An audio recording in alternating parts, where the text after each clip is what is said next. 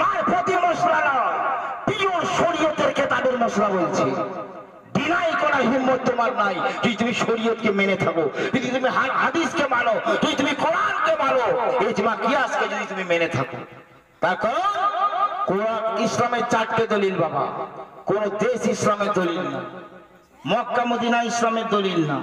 ইসলামের দলিল কোরআন, হাদিস, ইজমা, কিয়াস। একবার জোরে বলি। মেহবুব ইলাহি খাজা নিজামউদ্দিন আউলিয়া নাম শুনেছেন? জি, দিল্লিতে মাজার। কোরআন শরীফের হাফেজ তো অনেক পাওয়া যায়, সিয়াসাতটা হাদিসের হাফেজ, হাদিসের হাফেজ খুঁজে পাওয়া যায়।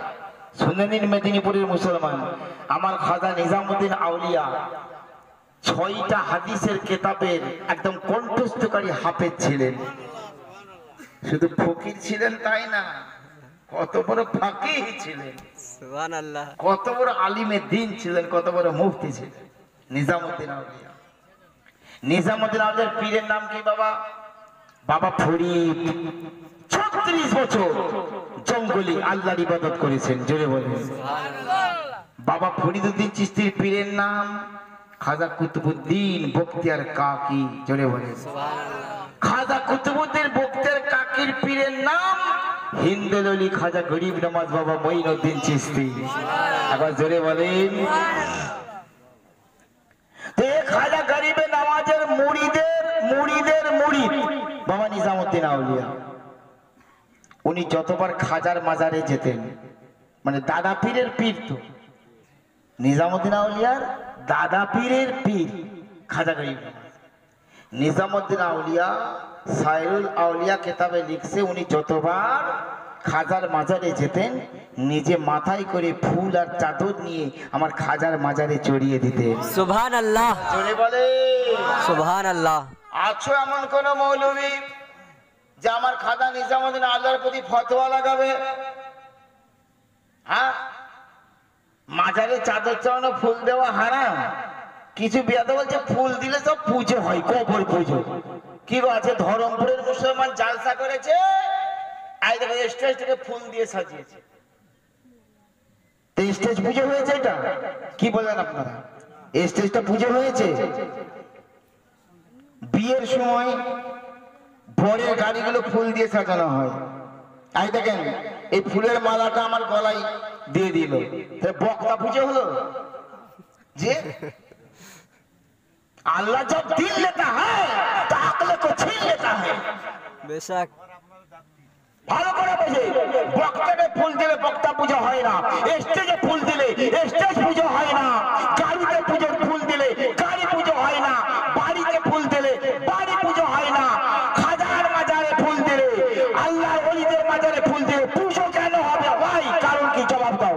ইসলামের আলোকে জবাব দিতে হবে তোমাকে, হাদিস ও কোরআনের আলোকে জবাব দিতে হবে।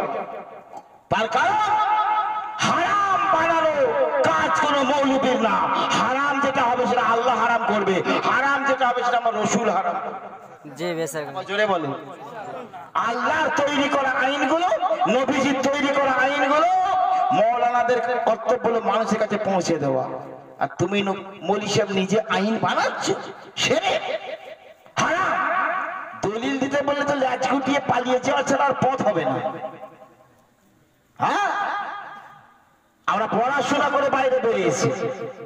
জি, চ্যালেঞ্জের মোকাবেলায় কথা বলি, বুঝতে পেরেছেন?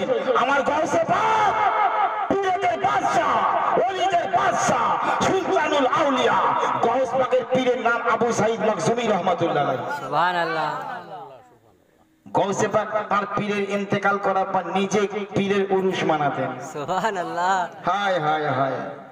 গৌসে পাক নিজে তার পীরের উরুস মানাতেন এবং গৌসে পাক নিজে তার পীরের মাজারে চাদর চড়িয়ে দিতেন। সুবহানাল্লাহ। জোরে বলেন সুবহানাল্লাহ। শিরক কাজ করে বড় পীর হয়েছে, তোমার আকল নেই? হ্যাঁ, বিবেক নেই? শিরক কাকে বলে? যে কোন মুসলমান শিরক করে না, কাউকে আল্লাহ বলা আর কাউকে আল্লাহর সমতুল্য বলা, এটা শিরক। চাদর চড়ালেন তো আল্লাহর সমতুল্য বলে দিলেন? হ্যাঁ, চাদর চড়ানোর সঙ্গে শিরকের কোনো সম্পর্ক নাই, ফুল দেওয়ার সঙ্গে শিরকের কোনো সম্পর্কই নাই, আর হারাম তো নয়। হযরত আনাস রাদিয়াল্লাহু তাআলা আনহু আমার এই দলিলগুলো শো করে হাওড়া জেলায় পিয়ারডাঙ্গার, মেদিনীপুরের পিয়ারডাঙ্গার আলী আসগর সাহেব, জি আহমদুল্লাহ সাহেবের ছেলে, মরহুম আহমদুল্লাহ সাহেবের ছেলে আলী আসগর সাহেব বক্তা, উনি ওয়াজ করতে গিয়েছিলেন।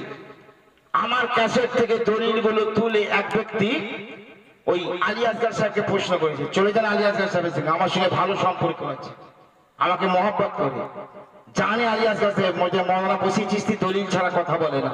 একবার জোরে বলে সুবহানাল্লাহ। তা আলী আসগর সাহেবকে প্রশ্ন করেছে এই দলিলগুলো শো করে যে ওলির মাজারে চাদর চালানো জায়েজ না না জায়েজ। উনি সমস্ত শোনার পর উনি বললেন, আল্লাহর ওলিদের মাজারে চাদর চালানো বেশাক জায়েজ।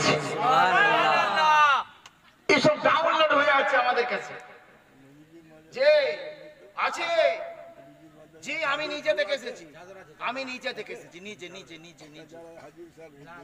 কোন হাদিস আর আছে বাবু? বাবু জিবরিল দিয়ে দাঁড়িয়ে নবীর মাজারে চাদর দেখা গেছে। আমি বহুত ফুরফুরাপন্থী আলেমদেরকে আমি ডেকে দেখিয়েছি। 2012 সালে হজ করতে গিয়েছিলাম, আমি নবীর মাজারে চাদর দেখে এসেছি। হযরত আবু বকর সিদ্দিকের মাজারে আপনার লাল রঙের চাদর চড়ানো আছে, হযরত উমর ফারুকের মাজারে লাল সবুজ মিলিয়ে চাদর চড়ানো। সুবহানাল্লাহ। জি বারণ করছে কেন, জিজ্ঞাসা করবো আমার কেন বারণ করছে জানার দরকার নাই। এই জন্য আলী আসগর সাহেব বলেছে যে বাবা আমার দাদা হুজুর উনি তো একটু ফুরফুরাপন্থী, আর আমরা চিশতিয়া কাদরিয়া। জি একবার জোরে বলেন সুবহানাল্লাহ। উনি বলছেন দাদা হুজুর তিনি তার মাজারে চাদর চড়াননি, কোন মাজারে চাদর চড়াননি, ফুরফুরার 5 হুজুর কোন মাজারে চাদর চড়াননি, আমরা চড়াই না। উনি চড়াননি বলে আমরা চড়াই না, তারপরে না যায় হারাম বলতে পারবেন না কেউ। উনি বলছেন আলী আসগর সাহেব, এখনই ফোন লাগান আলী আসগর সাহেবকে যে বসি সাহেব এই বক্তব্য রাখছে, আপনি কি বলেন দেখেন, উনি জায়েজ বলবেন, যদি না বলে তো আমার নাম কেটে দেবেন। বুঝতে পেরেছেন? উনি বলছেন যে ওলি আল্লাহর মাজারে চাদর চড়ানো জায়েজ, যারা চড়াচ্ছে তাদের সঙ্গে বিরোধ করতে যেও না বাবা, মাজারে চাদর চড়ানোর পক্ষে অনেক দলিল আছে। উনি বলছেন সুবহানাল্লাহ। কেন আলিম তো পড়াশোনা করেছে, কিতাব দেখেছে, আমরা বিনা দলিলে বলি না। ফাতাহ আলমগীরের কাছে ওয়া ওয়াদুল ফুরুদি ওয়ার রায়াহিনা আলাল কুবুরিল মুমিনিনা হাসানুন, মুমিন মুসলমানের কবরে কাঁচা ফুল দেওয়া, খুশবু দেওয়া নেকির কাজ। সুবহানাল্লাহ। এখন জোরে বলেন তাফসীরে রুহুল বায়ান, ফাতাহ বাগাজিয়া, দুররে মুখতার, হানাফি জামাতের সবচেয়ে বড় কিতাব। এটা ফতোয়া লেখা আছে বিনাউল কুব্বাতি আলা কুবুরিল উলামায়ে ওয়াল আউলিয়ায়ে ওয়াস সুলাহায়ে ওয়া ওয়াদউ শুতুরি ওয়াল আমাইমি ওয়াস সিয়াবি আলা কুবুরিহিম আমরুন জাইজুন ইযা কানাল কসতু বিযালিকা তাযীমু বি আয়ুনিল আম্মা হাত্তা লা ইয়াতাকিরু শাহিবা হাযাল কবর। সুবহানাল্লাহ। ফতোয়া লিখছে দুররে মুক্তার তাফসীরুল বায়ানে যে ওলি আল্লাহ হাক্কানি আলেম সুফি দরবেশ যারা, তাদের কবরকে পাকা করা, গম্বুজ করা, সুবহানাল্লাহ, এবং তাদের কবর শরীফের উপর কাপড় চড়ানো, চাদর দিয়ে ঢেকে দেওয়া নেকির কাজ। সুবহানাল্লাহ। কেন? যাদের সাধারণের দৃষ্টিতে ওই ওলি আল্লাহর প্রতি মানুষের ভক্তি জাগে। সুবহানাল্লাহ। হ্যাঁ, আর তুমি বলি সে হারাম বলে দলিল দিতে বলে তো আধখানা দলিল দিতে পারবে না, একটা তো দূরের কথা। হ্যাঁ, আধখানা প্রমাণ তো দিতে পারবে না।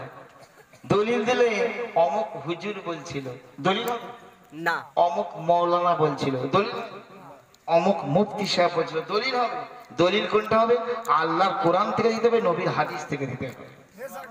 হ্যাঁ, আরো একটু নিচে নেমে যাও, চারটে মজাব আছে, চার ইমাম, ইমামে আজম আবু হানিফা, ইমাম শাফি, ইমাম আহমদ বিন হাম্বল, ইমাম মালিক, চারটে মজাব। এই চার মজাবের কোন ইমাম হারাম বলেছে বলো? প্রমাণ দিতে পারবে? পারবে না। তো প্যারে মুসলমান, এবার চারটে সিলসিলা আছে। কাদেরিয়ার হেড অফ দ্য ডিপার্টমেন্ট হুজুর গৌসে পাক মহিউদ্দিন আব্দুল কাদের জিলানী, সুবহানাল্লাহ। চিশতিয়ার বাদশা খাজা গরিবে নওয়াজ মঈনুদ্দিন চিশতি।